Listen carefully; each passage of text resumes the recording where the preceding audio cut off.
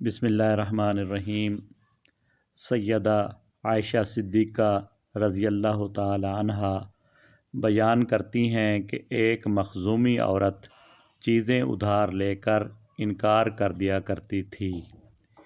नबी करीम सल्लल्लाहु अलैहि वसल्लम ने उसका हाथ काटने का हुक्म दिया।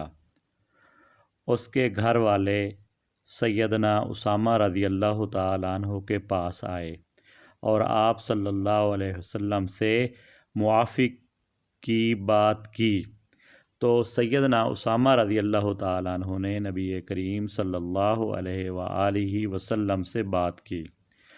आप सल्लल्लाहु अलैहि वसल्लम ने फरमाया, उसामा, क्या मैं तुझे देख नहीं रहा कि तू मुझसे अल्लाह ताला की हद के मुताल्लिक़ बात यानी सिफारिश कर रहा है।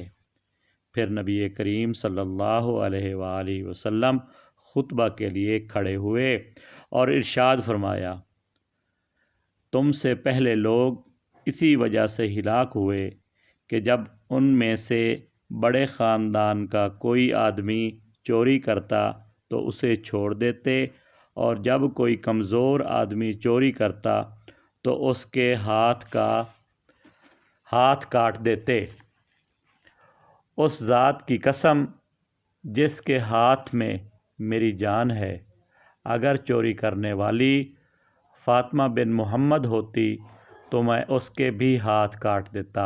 रावी कहते हैं, बस आपने मखज़ूमी औरत का हाथ काट दिया।